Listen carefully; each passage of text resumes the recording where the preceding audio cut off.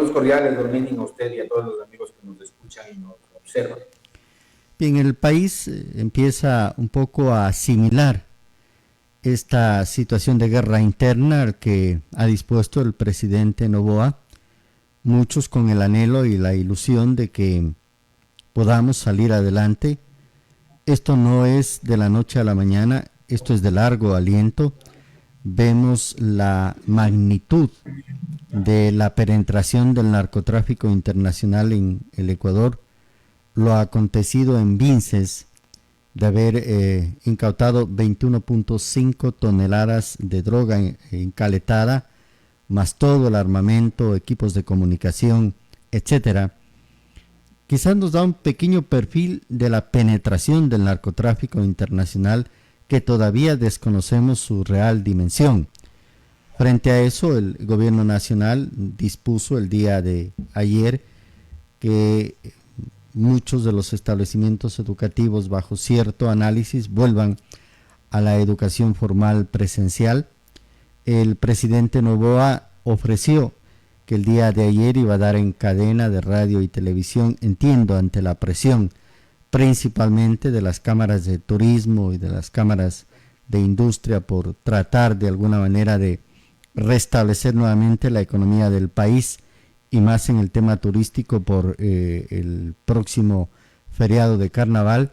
El presidente anunció que la noche de ayer iba a dar una cadena para determinar cuál es el proceso de semaforización implementado al estado de excepción que vive el país. Sin embargo, entendemos que esto hay que trabajarlo bien, no es de la noche a la mañana improvisar y decir Loja en semáforo amarillo o en semáforo rojo o en semáforo verde, Zamora Chinchipe en verde, Quito en rojo, en fin, hay que trabajarlo muy bien mirando la dimensión real del narcotráfico internacional, cómo ha permeado el país. Con esto empiezo. Sí, precisamente me encuentro desarrollando un análisis documentado respecto al tema del crimen organizado narcodelictivo en el Ecuador, en el que incorporo algunos análisis de manera integral, sobre todo la arquitectura del crimen organizado en el Ecuador y quizá tiene una relación en el mundo. Y estamos construyendo una pirámide relativo a lo que significa la pirámide social, ¿no es cierto? Es decir, cómo es que se ubican en esta pirámide los extractos, los segmentos que componen este narcotráfico y este crimen organizado. Obviamente decimos que hay capos, ¿no es cierto? Y los capos son los carteles y los mandos que están en México, en Colombia principalmente, y en algunos casos en Albania se ha dicho. O los capos son los que están aquí en el Ecuador, como el Fito, como algunos otros que se han mencionado, incluso el Norero que ya falleció, que podrían denominarse capos o son mandos medios, ¿no es cierto? Mandos medios que dependen de los grandes carteles colombianos y mexicanos principalmente. El otro segmento es precisamente aquellos mandos medios que están en territorios, ¿no es cierto?, y que lideran estos grupos de delincuencia organizada, que no corresponden a ser capos y que son, digamos, intermediarios en el proceso de tráfico de estupefacientes en el país y a través de nuestro país hacia el exterior. El otro es precisamente aquel sector denominado como mercado de consumo, que son prácticamente los que generan la posibilidad de que se continúe produciendo estos narcóticos y se siga traficando con los mismos. Y la base de reclutamiento, que son, digamos, los elementos o individuos que van a formar parte de las filas de microtráfico y de los grupos de delincuencia organizada. Obviamente esta pirámide tiene un apoyo, un soporte desde el punto de vista de la superestructura, ¿no es cierto? O superestructura. ¿Qué significa eso? Del ámbito político, del ejército o las armas que utilizan, de instituciones del Estado y a su vez también de empresas y empresarios que se prestan para estos procesos, dentro de ello también el lavado de ilícito, dinero que se obtiene de este sector. ¿A qué voy con esto? Voy precisamente a que el Ecuador ha sido penetrado muy fuertemente con el tema del narcotráfico, tenemos territorios que todavía no los conocemos, territorios como este de Vinces que usted señalaba, que son prácticamente no una caleta pequeña, ¿no es cierto? Son caletas grandes, en dimensiones grandes. Incluso yo me atrevería a decir, habría que empezar a escarbar en dónde están los miles y millones de dólares que se generan encaletados en algunos domicilios, haciendas, fincas, porque a la final por ahí se orienta el ocultamiento de tanto el dinero ilícito como de los narcóticos. Ahora, yo tengo como lecturas respecto al proceso decidido por el presidente de la República en torno a la semaforización y al propio retorno de clases de los niños y adolescentes. El uno es que en realidad existió una conmoción interna, ¿sí? Como dudas más que como afirmaciones. Existió una conmoción interna en el país que le llevó al presidente de la República a decretar este estado de guerra interno o este conflicto interno armado que se lo conoce en derecho internacional humanitario y que hoy con las acciones que viene haciendo las Fuerzas Armadas, pues se ha logrado generar un ambiente distinto al inicial de las altas tensiones que teníamos y que eso permite entonces ahora establecer ciertos elementos de flexibilización frente a temas de control y regulación como lo que significa el estado de excepción, ¿no es cierto? Y el toque de queda. ¿Realmente existió ello? ¿Realmente qué pasó? Tal vez el gobierno sobredimensionó el estado de conmoción y nos llevó justamente a cometer errores, sobre todo por el propio derecho internacional humanitario que establece que el conflicto interno armado implica que cuando un grupo de esta naturaleza es declarado como beligerante, que no forma parte del Estado, podría tener ciertos derechos, entre ellos la propia amnistía desde el Estado, ¿no es cierto? Y la preservación, entre comillas, de los derechos humanos. Quizá por ahí un poco el otro tema. Y el otro tema adicional es que el gobierno, digamos, con el propósito de implementar medidas económicas de ajuste, estas como el 15%, ¿no es cierto?, del impuesto al valor agregado, sobredimensionó, ¿no es cierto?, el tema del conflicto, capaz de que ese sea el justificativo para la implementación de esas medidas y políticas extremas, tal cual como le he venido señalando. Evidentemente, nadie niega que tenemos una situación conflictiva en el país, muy conflictiva, de que el narcotráfico ha penetrado no solamente en territorios, en la población, sino también en las instituciones de Estado, a tal punto que gobernantes y miembros de la Asamblea Legislativa y de otras instituciones han venido formando parte incluso de las filas de estos grupos de crimen organizado narcodelictivo.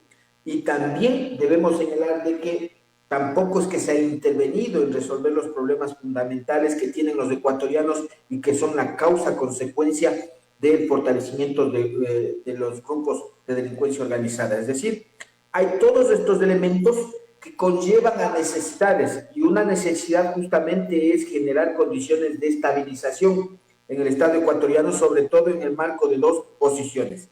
La una implica el que los ecuatorianos podamos realizar el ejercicio de la dinámica económico-productiva de manera natural, sin tensión, ¿no es cierto?, sin psicosis, con garantías de seguridad, y la otra de que el turismo, que es un puente motor importante del desarrollo económico, sobre todo en algunos sectores, pueda contribuir a mejorar, digamos, el ambiente para que el turismo, digamos, se fortalezca y no se vaya a pique tal cual como está sucediendo. Vamos a venir a un feriado de carnaval y resulta que ese feriado de carnaval va a estar prácticamente limitado con todo este proceso de conflicto interno armado y el decreto sobre todo del toque de queda y la capacidad de movilidad o movilización de los ecuatorianos se verá limitado a ciertos balnearios y no a todo el territorio nacional. Sí, yo creo que, y es lógico, ¿no es cierto?, los estrategas de guerra conocen que no pueden, pues en todo un territorio, incluso cuando son guerras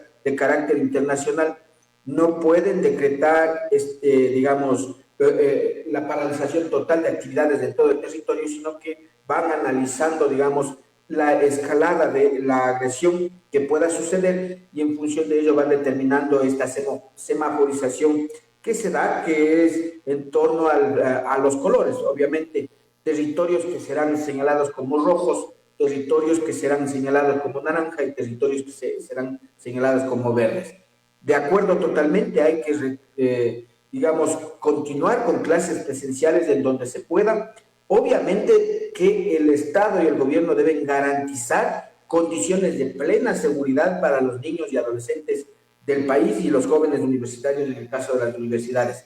Pero aún así, yo creo que es necesario meditar un poco cómo es que se ha articulado interinstitucionalmente, capaz de que el propio Ministerio de Educación, las instituciones como tal, hayan formulado algunos planes de contingencia frente al riesgo que implica la violencia y la criminalidad en las instituciones de manera individual y en el contexto del territorio de estas instituciones de manera general, con la presencia de las Fuerzas Armadas, la policía y los organismos de seguridad.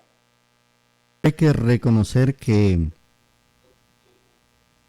las improvisaciones que se pueden dar es producto quizás de no haber tenido un conocimiento cabal de la verdadera situación de este narcopaís, algo que quizás sí tuvieron tiempo sus antecesores, me estoy refiriendo al presidente Noboa, de tanto Moreno como Lazo, que sí tuvieron el tiempo, que sí tuvieron el conocimiento inclusive, o quizás no tuvieron la planificación correspondiente para llegar a determinar exactamente cuál es el problema y cómo enfrentar el problema.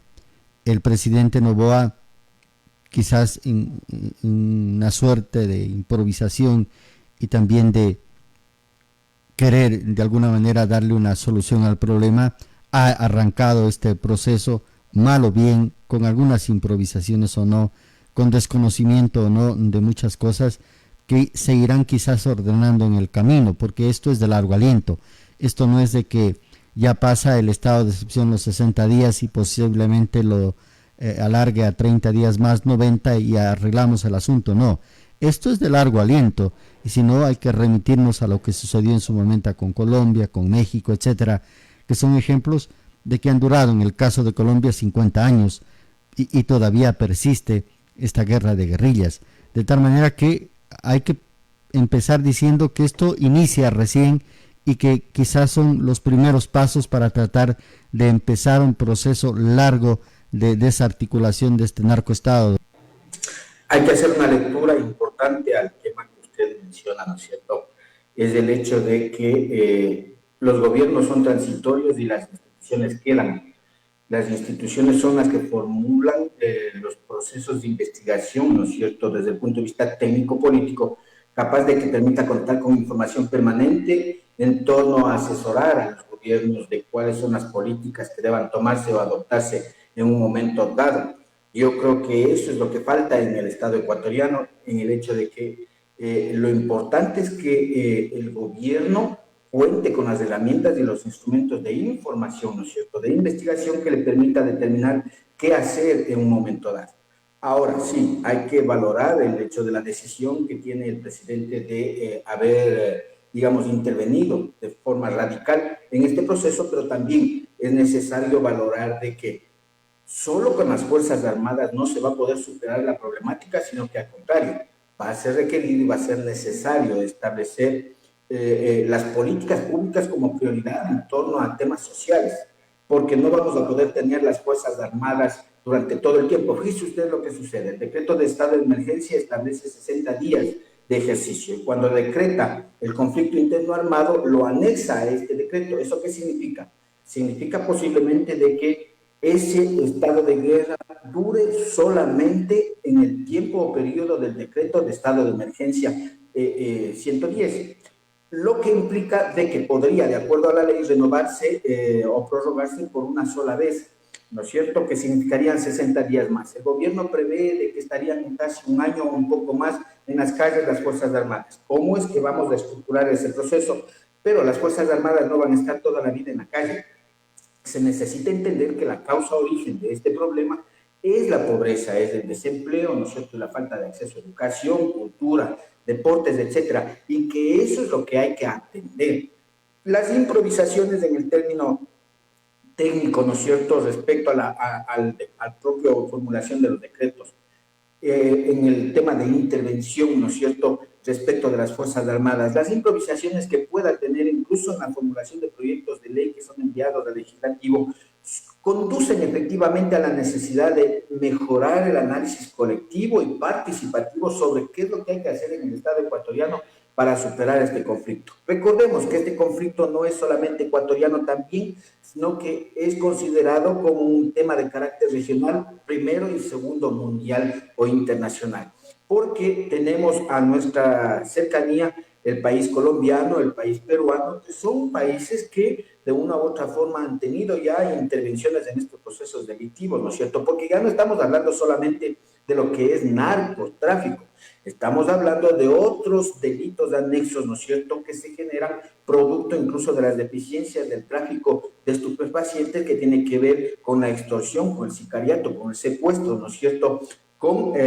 una serie de acciones como tráfico de armas o la trata de blancas. Es decir, yo creo que hay que ver más integralmente el conflicto y el gobierno, pese a las improvisaciones, pese al propio desconocimiento, debe profundizar su análisis y mejorar la interacción. Ahora, lo que hay que entender es también cuál es la visión que tiene el gobierno en torno a la política pública y la visión que tiene en torno al desarrollo como Estado o como país.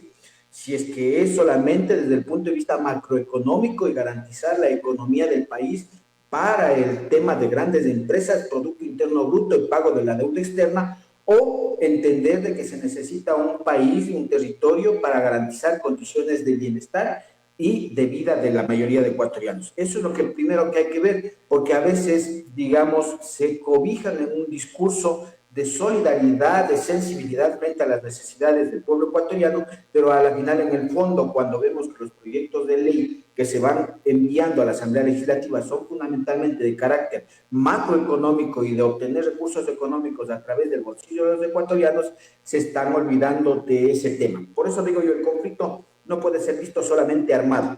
El conflicto, en primer lugar, es de carácter social y, en segundo lugar, es armado, que es el componente de contingencia para contrarrestar la acción de estos grupos de delincuencia organizada que actúan en el país. Vamos a ver, este es un largo camino, creo yo, usted lo ha manifestado, el presidente de la República cuando defiende su proyecto del IVA, por lo menos un año habla de que necesitan esos recursos para esta primera fase de ir depurando el país. Vamos a ver qué sucede de aquí en adelante, doctor, gracias. Le dejo para su mensaje final. Lo importante es que vayamos asumiendo desde los hogares, desde las familias, desde las propias organizaciones, el interés por ver cómo es que contribuimos de una u otra forma, primero a entender, segundo a hacer entender al gobierno y tercero a que el gobierno ejecute políticas públicas de largo aliento, de largo alcance y que no se mide en función de procesos electorales, sino más bien en función de visión de futuro para mejorar las condiciones de vida de los ecuatorianos. Muchísimas gracias a la gentileza.